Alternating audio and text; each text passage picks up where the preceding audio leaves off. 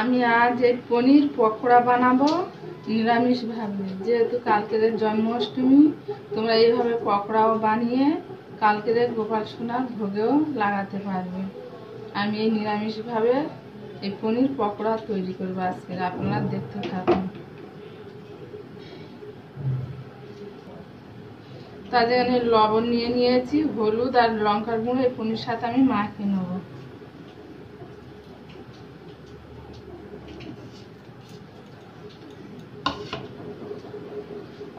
আমার এই মাখানো হয়ে গেছে, এবার আমি ব্যাটারটা তৈরি করে নেব। আর এই যে বেসন নিয়ে নিয়েছি ব্যাটারটা করার জন্য, আর এই 2 চামচ মতন এই ময়দা নিয়ে নিয়েছি। আর এখানে মশলার জন্য নিয়েছি লবণ, হলুদ, লঙ্কার গুঁড়ো, জিরের গুঁড়ো, আদা রসুন বাটা, কাশ্মীর লঙ্কার গুঁড়ো আর একটু গরম মশলা। এগুলো আমি সবের মধ্যে দিয়ে দেবো। যে আমি অল্প অল্প জল দিয়ে একটা ব্যাটার তৈরি করে নেব। বন্ধুরা দেখুন, এই যে আমি ব্যাটারটা দিয়ে নিয়েছি।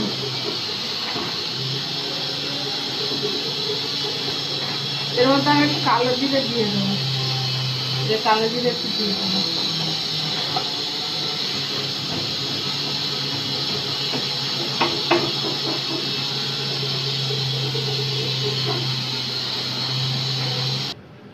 বন্ধুরা আমার কড়াটা গরম হয়ে গেছে, এবার আমি তেল দিয়ে দিচ্ছি, সাদা তেল।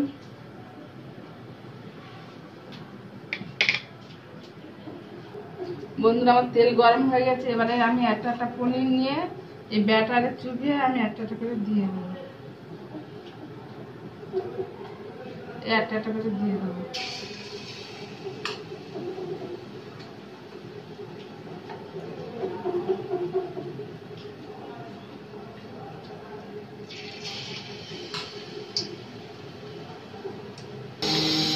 বন্ধুরা দেখুন, আমার এই পনির পকোড়া তৈরি হয়ে গেছে, এবার সব আমি তুলে নিচ্ছি।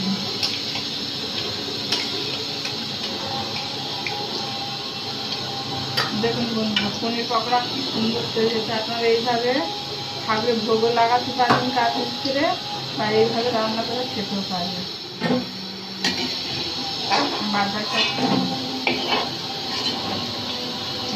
আর বাদবাকি সময় এইভাবে ভেজে তুলে নেব। দেখুন বন্ধুরা, এগুলো হয়ে গেছে আমার। আমি গ্যাসটা অফ করে এগুলো সব তুলে নেবো এবারে।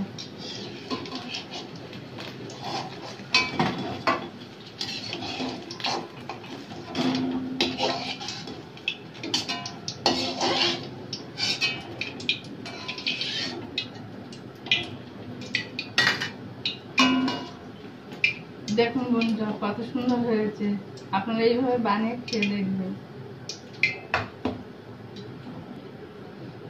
দেখুন বন্ধুরা, অন্য প্লেটে ঢেলে নিয়েছি।